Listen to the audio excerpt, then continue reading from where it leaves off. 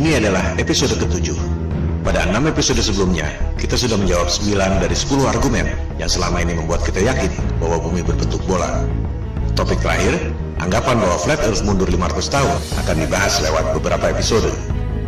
Episode ini khusus membahas masalah secret societies yang merupakan landasan ideologis dari elit global. Siapakah mereka? Bagaimana mereka bisa mendominasi dunia tanpa kita sadari?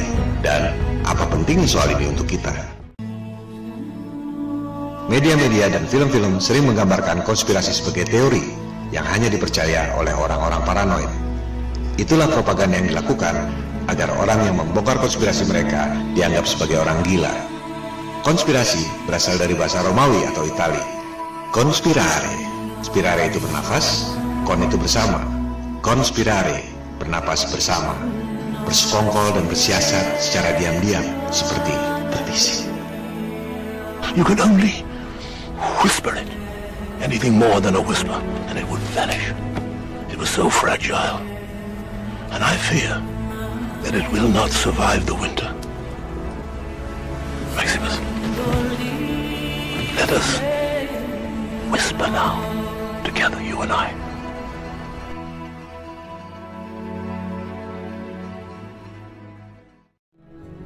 Istilah konspirasi populer lewat peristiwa tewasnya Julius Caesar. Ia ditusuk belati oleh 13 orang pengikut setianya yang sebelumnya merencanakan secara diam-diam. Conspirare, bernapas bersama. Konspirasi adalah khas perilaku secret societies yang gemar menyimpan rahasia di tempat ramai melalui kode-kode dan berbagai simbologi. Konspirasi dan secret societies adalah nyata, bukan teori. Mari kita dengar pidato Presiden John F. Kennedy tentang konspirasi dan secret societies. The very word secrecy is repugnant in a free and open society, and we are as a people inherently and historically opposed to secret societies, to secret oaths, and to secret proceedings.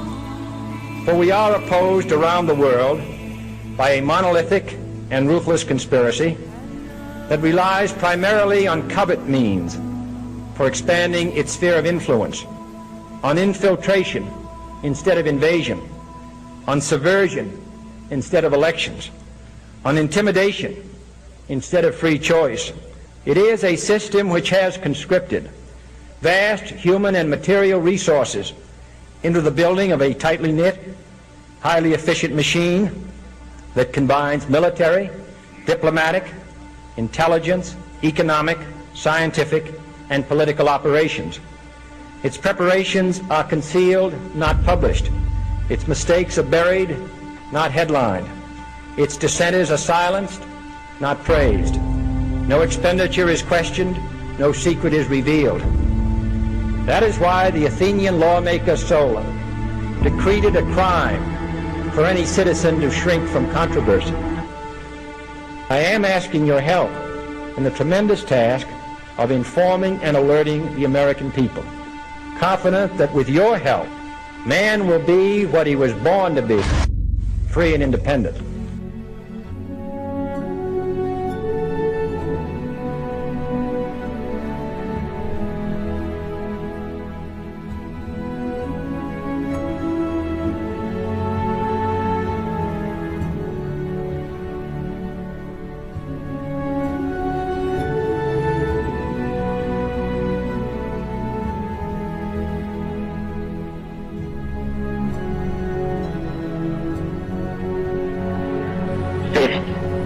Social justice.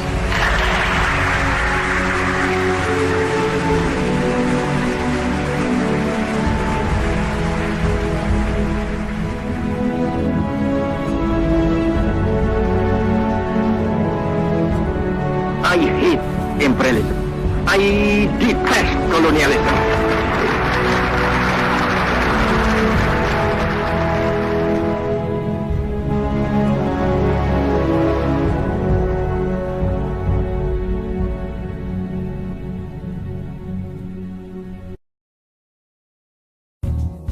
Kita sudah mendengar pidato JFK. Konspirasi dan secret societies adalah nyata, bukan teori. Dunia tak seperti yang kita kira. Mari kita tes, persepsi kita versus realitas yang sebenarnya. Persepsi, Amerika Serikat, Jepang, Inggris, Prancis adalah negara-negara yang kuat perekonomiannya. Betul? Mari kita lihat situs worlddebtclock.org. Di situ tercantum hutang-hutang setiap negara, berubah setiap detik sesuai tingkat suku bunga. Tercantum pula GDP atau pendapatan kotor domestik dan jumlah penduduk. Supaya lebih mudah dicerna, kita masukkan angka-angka itu dan kita buatkan tabelnya. Kita lihat, negara yang hutangnya paling banyak di dunia adalah Amerika Serikat. Hutangnya 19,1 triliun dolar. Disusul oleh Jepang, China, Jerman, Prancis, Inggris. Kita masukkan pula Indonesia, Singapura, Malaysia, dan Rusia. Tabel seperti ini tak ada di Google atau YouTube. Anda harus membuatnya sendiri.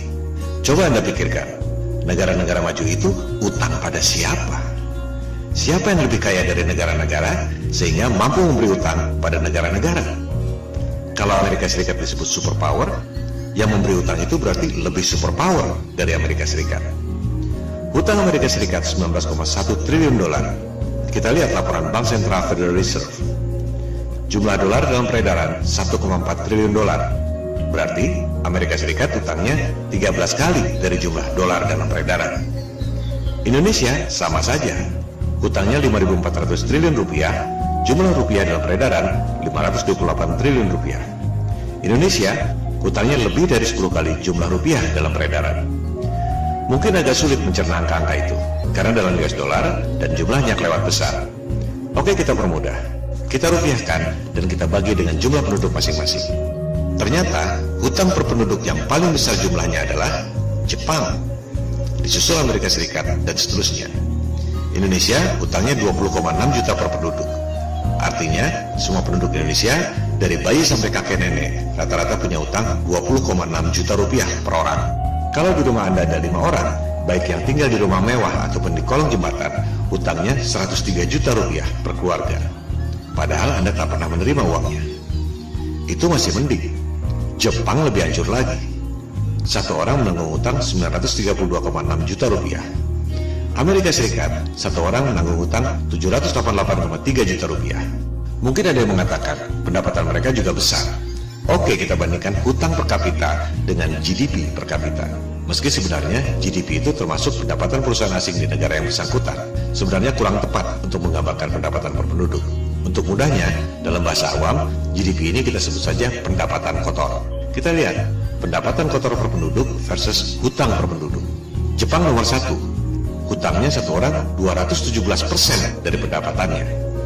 Amerika Serikat nomor 2, hutangnya satu penduduk 106% dari pendapatannya. Indonesia masih mendingan, hutang per penduduk 46,7% dari pendapatannya. Inilah kelakuan elit global. Grand design-nya adalah membangkrutkan semua negara di dunia, menghancurkan semua agama di dunia, agar tunduk pada tatanan dunia baru, New World Order. Mereka sudah melakukan ini selama 250 tahun terakhir. Mereka percaya bahwa mereka adalah orang-orang terpilih yang mendapat pencerahan dari Lucifer, sang iblis. Mereka percaya bahwa mereka ditakdirkan untuk menjadi Tuhan di dunia, dan umat manusia sedunia lainnya menjadi budak-budaknya. Ideologi ini sudah ada sepanjang sejarah umat manusia. Mereka adalah titisan doktrinal dari Raja Nimrod yang membangun menara Babel menjulang tinggi ke langit untuk menantang Tuhan yang menciptakan banjir Nuh. Cara mereka memandang dunia dan kehidupan sangat beda dengan kita. Yang kita bilang iblis, mereka bilang Tuhan. Yang kita bilang pembunuhan yang keji, mereka bilang ritual kurban yang suci. Mereka adalah antitesis dari kita. The Antichrist, bahasa Arabnya Al-Masih Ad-Dajjal. Alirannya disebut Freemason, New Age. Dulunya disebut Mystery School. Itulah cikal bakal secret societies, bersembunyi di tempat ramai, seperti iblis di kegelapan yang siap memaksa manusia. Tokoh Mystery Schools modern yang paling berpengaruh ajarannya adalah Madame Blavatsky, seorang cenayang asal Rusia. Anda lihat judul bukunya, The Secret Doctrine, gabungan dari sains, agama, dan filsafat. Anda ingat Hitler mengatakan masa Jerman adalah bangsa pilihan keturunan bangsa Arya? Pernahkah Anda pikir bagaimana mungkin orang bule Jerman mengaku keturunan bangsa Arya, bahasa Sanskerta? Jika Anda perhatikan, bahkan logo Nazi pun bernama swastika, Sanskerta. Itulah pengaruh Blavatsky. lewat bukunya The Secret Doctrine. Nazi didirikan oleh Thule Society, penganut aliran mistik Blavatsky. Jika di Jerman aliran Blavatsky berkembang menjadi Thule Society, pendiri partai Nazi, di Amerika Serikat ajaran Blavatsky berkembang menjadi sekte The Order of Death. Simbolnya tulang tengkorak. Oleh sebab itu, orang lebih mengenalnya dengan sebutan sekte Skull and Bones. George Bush, baik yang senior maupun yang junior, dua presiden Amerika Serikat, adalah anggota sekte Skull and Bones, Yale University. His name in the Yale University secret society Skull and Bones, better known to you as President George Bush.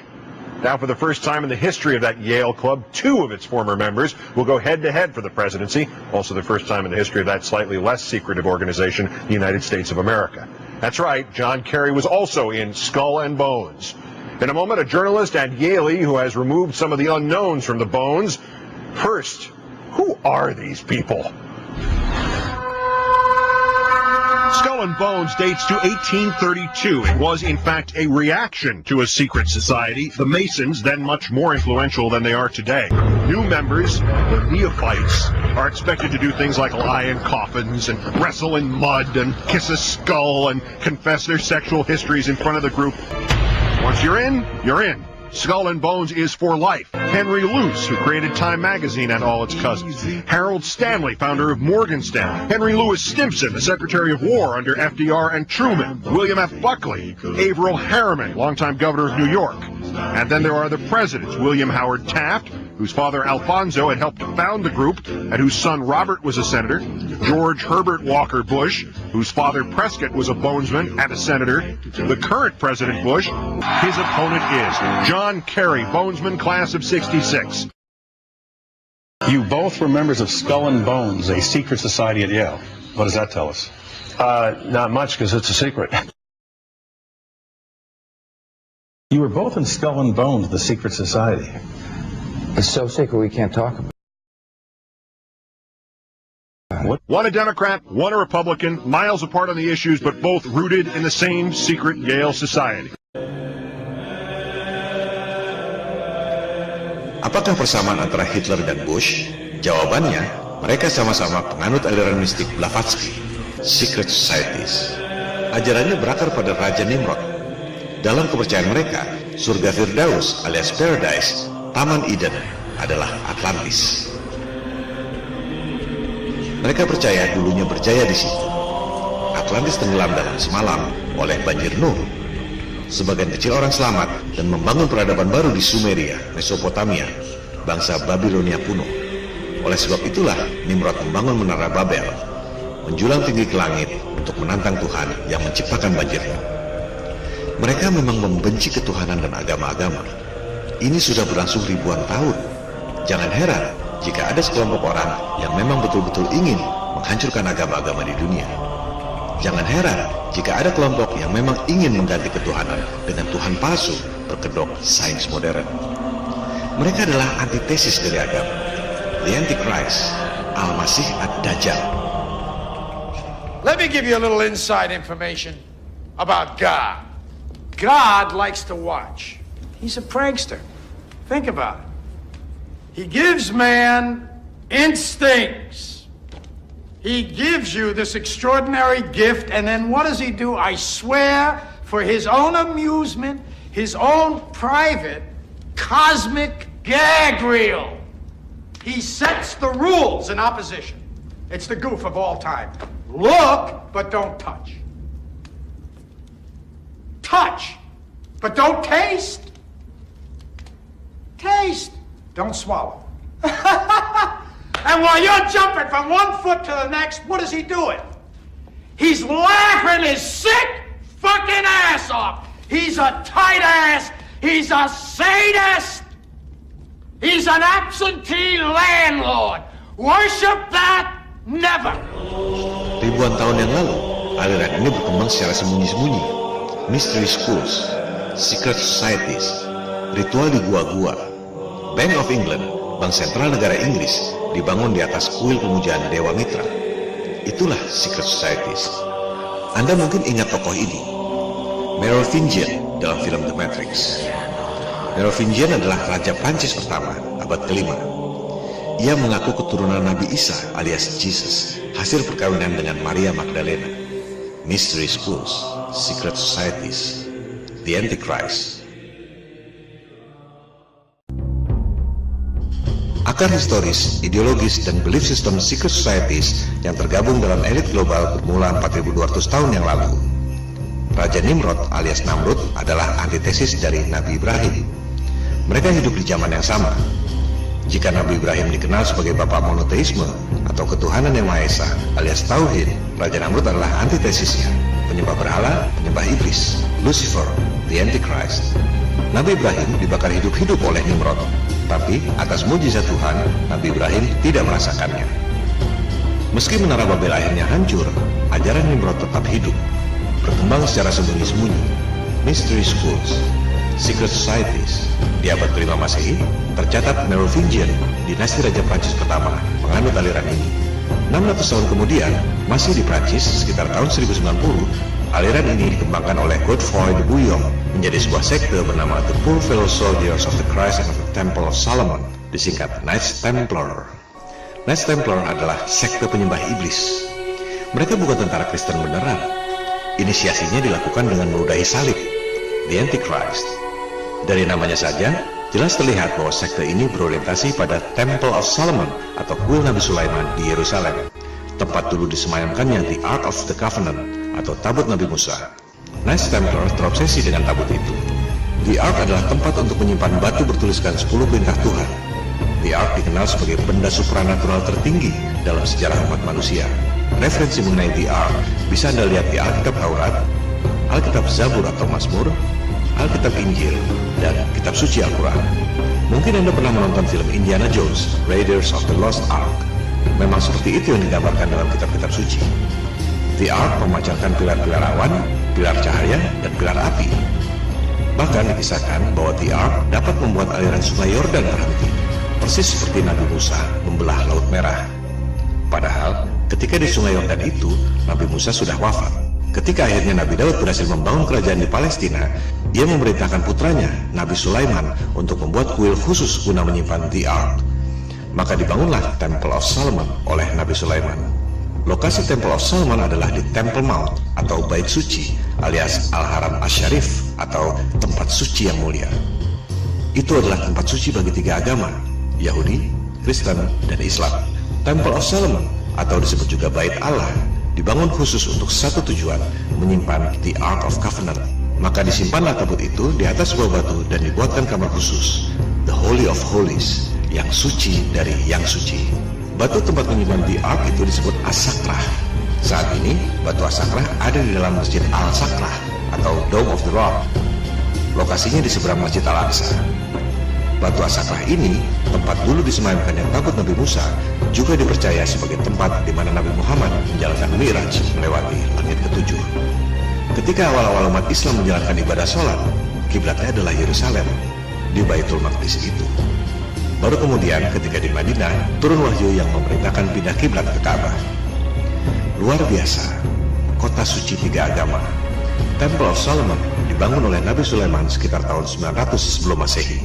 The Ark of Covenant hanya bertuah jika ada orang yang memiliki derajat spiritual yang sangat tinggi, seperti Nabi Musa, Nabi Daud, Nabi Sulaiman, dan lain-lain. Dalam bahasa awam, harus ada kuncennya. Jika tak ada holy man, maka tabut itu hanya peti biasa yang tak ada tuahnya. Itu sebabnya Temple of Solomon bisa dihancurkan oleh Raja Nebukadnezar II 300 tahun kemudian. Nebukadnezar II adalah Raja Neo-Babylonian atau Irak sekarang. Saddam Hussein dikenal mengklaim dirinya sebagai keturunan Nebukadnezar II yang menghancurkan Temple of Solomon. Sisa-sisa runtuhan Temple of Solomon inilah yang kemudian menjadi tembok ratapan, tempat bangsa Yahudi meratapi kesedihan, awalnya akibat hancurnya kejayaan yang dibangun oleh Nabi Daud dan Nabi Sulaiman. Sejak diserang Nebukadnezar 2600 tahun lalu, tabut Nabi Musa hilang sampai sekarang. Tak ada yang tahu di mana tempatnya. Masjid Al-Aqsa dan Masjid Al-Sakrah dibangun abad ke-7, 1200 tahun setelah Temple of Solomon hancur. Kuil Nabi Sulaiman sudah hancur 1200 tahun sebelum Islam lahir. Umat Yahudi, Kristen, dan Islam di Yerusalem adalah tetangga yang rukun. Mereka tak pernah perang. Tak akan ada perang jika tak ada yang provokasi. Umat 3 agama hidup rukun bertetangga selama ribuan tahun. Baru ada konflik setelah dipecah belah oleh Inggris melalui British Mandate on Palestine 1922 yang berbuntut lahirnya negara Israel tahun 1948. Kita akan membahas soal adu domba elit global ini nanti. Silakan Anda buka situs Old City Jerusalem di Wikipedia. Ada keterangan di situ. Ketika Khalifah Umar bin Khattab tiba di kota suci Yerusalem, ia justru disambut hangat oleh otoritas agama Kristen di Yerusalem. Tak ada perang. Justru Umar dianggap sebagai pelindung dan penyelamat kota Yerusalem oleh pimpinan tertinggi agama Kristen di situ, yaitu Sophronius. Umar dipersilakan melaksanakan sholat di gereja Yerusalem, tapi Umar menolak karena takut suatu saat umat Islam mengklaim gereja itu sebagai tempat sholat. Umar sholat di luar gereja dan menulis surat kepada otoritas agama Kristen di situ yang isinya melindungi gereja dan melarang umat Islam mengklaim gereja itu. Inilah contoh nyata keteladanan kerukunan umat beragama yang tak diajarkan di sekolah.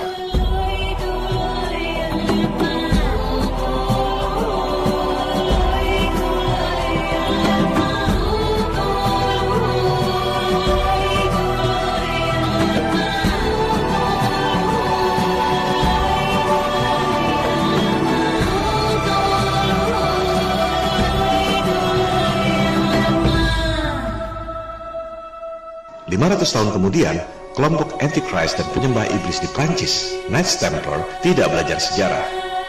Mereka terobsesi dengan kesaktian tabut Nabi Musa yang mereka baca di Alkitab. Mereka pikir tabut itu masih ada di Yerusalem, di lokasi Masjid Al-Aqsa dan As-Sakrah. Betapa bodohnya, mereka tidak tahu Temple of Solomon sudah hancur 1600 tahun sebelumnya oleh bangsa Neo-Babilonia. Tak ada sangkut pautnya dengan umat Islam yang baru lahir 1200 tahun setelah Temple of Solomon hancur. Kelompok Antichrist Knights Templar ingin mengambil tabut Nabi Musa di Yerusalem untuk kekayaan dan kejayaan pribadi. Mereka butuh uang dan butuh dukungan politik. Maka disebarlah fitnah bahwa umat Islam merampok umat Kristen yang berziarah ke Yerusalem sehingga melahirkan perang salib selama 300 tahun. Adu domba umat beragama dimulai oleh Knights Templar yang melahirkan warisan kebencian 1000 tahun di antara umat Kristen dan umat Islam. Aliran Raja Nimrod ini memang membenci ketuhanan dan agama, mengadu domba umat beragama untuk memperoleh kekayaan dan kejayaan. Perhatikan nama awalnya, The Poor Fellow Soldier. Mereka tadinya adalah tentara miskin. Logonya satu kuda 2 orang karena tak mampu beli kuda sendiri. Melalui adu domba umat beragama yang melahirkan perang salib 300 tahun, sekte penyembah iblis yang awalnya satu kuda 2 orang itu menjelma menjadi The Bank of Europe. Knights Templar memiliki jaringan dari Eropa sampai Timur Tengah. Dibuatlah sistem cek perbankan dan letter of credit yang kita gunakan sampai sekarang, The Bank of Europe. Fortune and glory, kid. Fortune and glory. Knights Templar kemudian memberi hutang pada raja-raja, termasuk Raja Prancis. Jurus membangkrutkan negara lewat hutang sudah dimulai 1000 tahun lalu oleh Knights Templar. Elit global hanya meniru apa yang dilakukan Knights Templar 1000 tahun lalu. Mereka tak peduli perang selama 300 tahun, tak peduli memakan korban jutaan orang. Yang kita anggap sebagai perang yang mengerikan, buat mereka adalah pesta yang mendatangkan banyak uang. Yang kita anggap sebagai pembunuhan yang keji, mereka anggap ritual kurban yang suci. The Antichrist, Al-Masih Ad-Dajjal.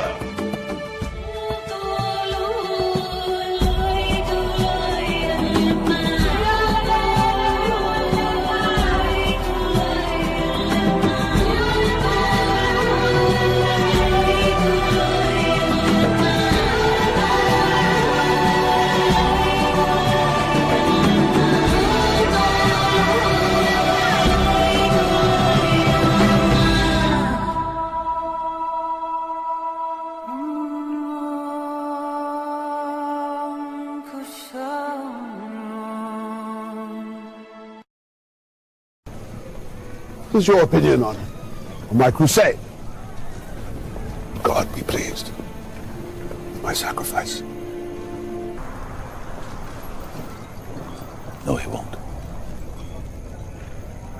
Why do you say that? The massacre at Agar. Speak up!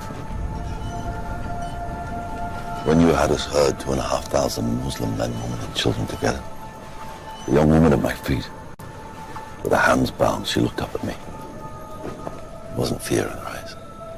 It wasn't anger. It was only pity. She knew that when you gave the order, our blades would descend upon their heads. That in that moment we would be godless. All of us. Godless.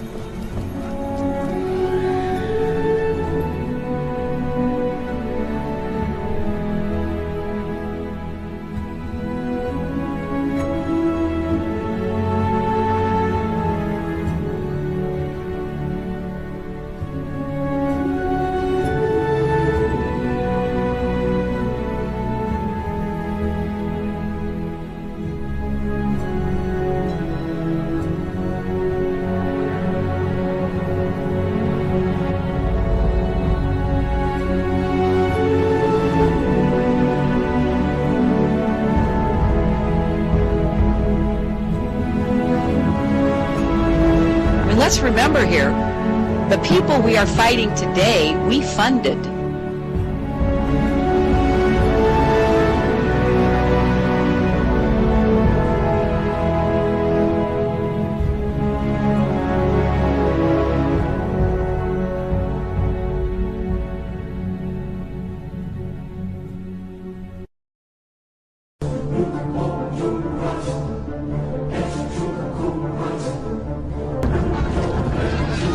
In the name of the cross, women were raped and murdered.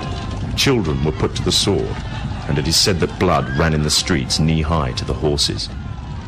20 years after Jerusalem was taken, the Dome of the Rock was seized by a group of warrior monks calling themselves the Knights of the Temple of Solomon, or more simply, the Knights Templars. In 1307, King Philippe of France arrested them for charges of denial of Christ, homosexuality, and idol worship, as well as magic.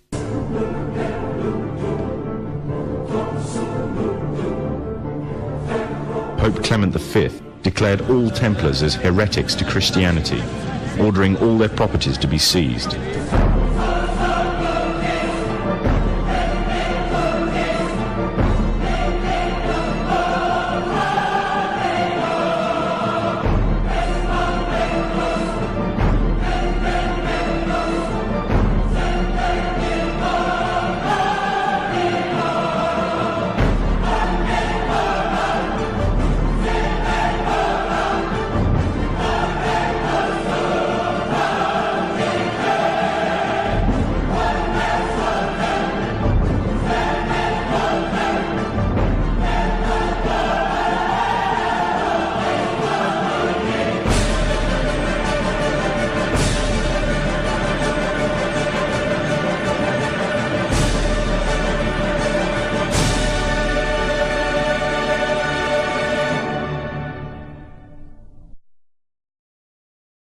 The Templars were cornered, and just when it seemed they were finished forever, a glimmer of hope arose from a seemingly certain end. They were to find a safe haven as well as an ally. But not in France. In fact, in a country in a desperate struggle for independence against the English. The country of Scotland.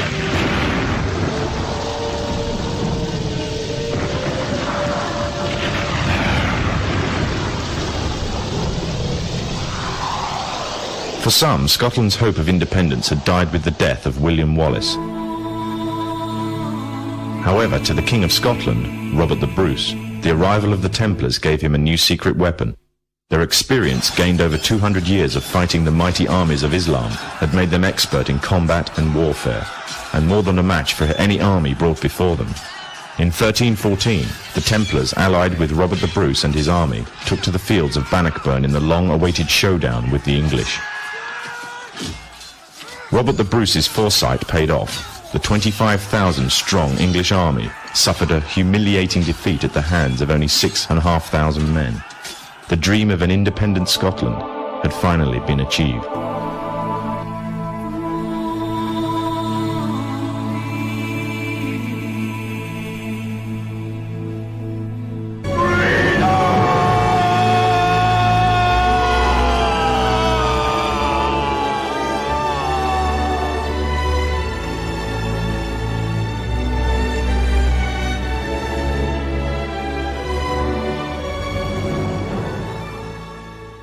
The Templars had brought themselves back from the brink of destruction, and never again would they allow themselves to be destroyed. This time, they would control the country by controlling its kings.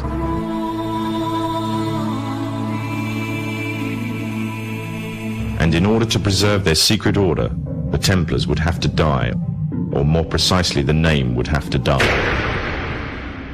Their descendants became the true power of Scotland.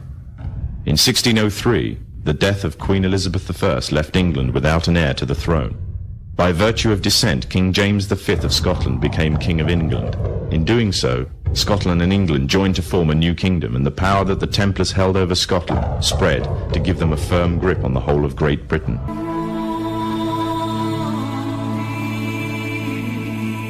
All the time they were planning, regrouping, and infiltrating positions of power in all corners of the kingdom. They had grown in both number and strength, and were now ready to coin a new identity, free from their reputation of the past, and given credibility by none other than the monarchy and aristocracy of England.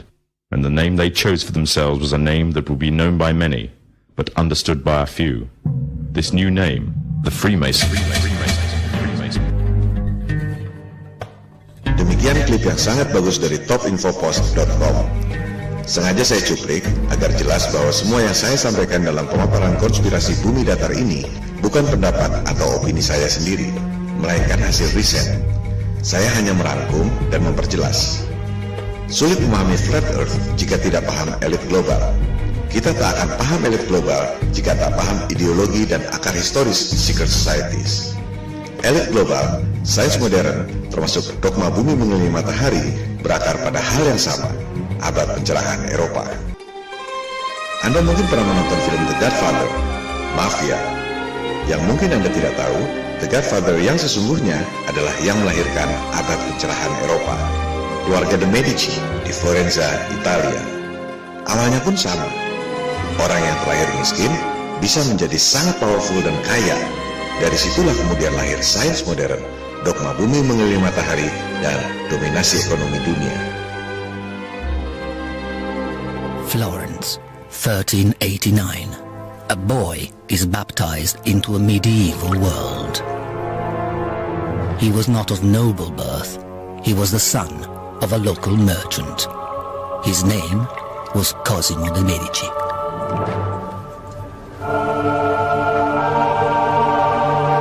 From humble beginnings, his dynasty would seek power and influence, and not stop until they secured the papacy itself.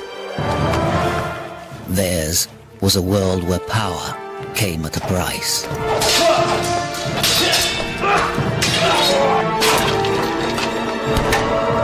Intrigue, murder, assassination, and war.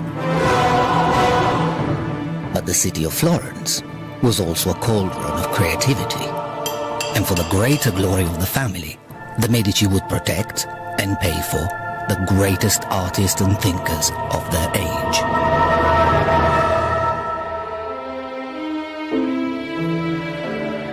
Michelangelo, Brunelleschi, Botticelli, Leonardo, Galileo. Rinascimento, rebirth, renaissance. Behind it stood the Medici, godfathers of the Renaissance.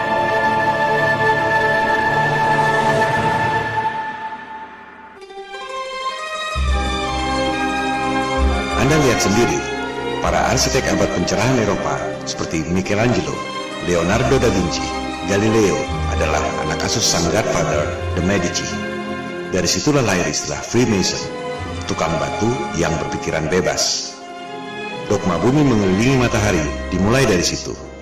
Diajarkan di sekolah-sekolah sejak abad ke-16, meski sebenarnya Galileo tak dapat membuktikan teorinya. Jika bumi berputar mengelilingi matahari, maka rasi bintang seharusnya berubah setiap 6 bulan. Ini yang disebut sebagai stellar parallax yang sudah kita bahas di episode 3. Rasi bintang tidak berubah. Sebaliknya, jika bumi mengelilingi matahari dan bintang-bintang itu masing-masing terpisah jarak triliunan kilometer, Bagaimana mungkin semua bintang bergerak ke arah yang sama dengan kecepatan yang sama pula? Mereka mengatakan itu sebagai cosmic coincidence, kebetulan kosmik. Sama juga dengan mengatakan orang-orang ini jaraknya berjauhan. Yang satu di Bandung, satu di Surabaya, satu di Makassar, di Papua, dan lain-lain. Tapi karena kebetulan kosmik, kelihatannya sama besar dan sama kecepatannya. Itu adalah pembodohan. Mereka melakukan itu 500 tahun lalu karena kondisi politik saat itu. Kaum Freemason ingin lepas dari otoritas agama. Mereka punya dendam sejarah, diburu, dibunuh, dibakar oleh paus dan rajanya sendiri, dikucilkan oleh masyarakatnya sendiri. Jumlah mereka sedikit, tak akan bisa melawan umat yang banyak. Apalagi orang rela mati demi agama. Oleh sebab itu, dogma agama harus dihancurkan lewat Tuhan palsu berkedok sains modern.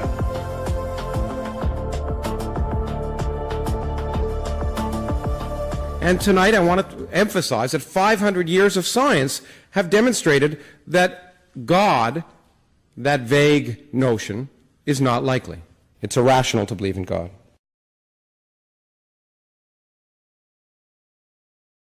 The God of the Old Testament is arguably the most unpleasant character in all fiction. Jealous and proud of it, a petty, unjust, unforgiving control freak, a vindictive, bloodthirsty ethnic cleanser, a misogynistic, homophobic, racist, infanticidal, genocidal, filicidal, pestilential, megalomaniacal, sadomasochistic, capriciously malevolent bully. So that's what you think of God? Yeah, to free yourself from primitive superstition. So religion's a primitive superstition? Oh, I think it is, yes. I think a lot of people, when they give up God, feel a great sense of release and freedom. Itulah cara untuk melemahkan umat yang banyak agar tunduk pada segelintir orang dalam tatanan dunia yang baru, the New World Order. Dari kalangan Freemason itu, kemudian lahir sebuah kelompok elit yang disebut Illuminati. Kita harus perjelas di sini, tidak semua Freemason itu Illuminati. Illuminati adalah kelompok yang sangat elit dan sangat eksklusif. Bagaimana caranya mereka bisa menguasai perekonomian, politik, sains, militer, dan diplomatik dunia? Mengapa perang, teror, dan mega proyek fiktif seperti program angkasa luar itu penting bagi mereka? Dan mengapa soal flat earth ini bisa jadi batu sandungan buat mereka? Seperti batu kerikil yang bikin jatuh raksasa. Kita akan membahas pada episode 8. Terima kasih.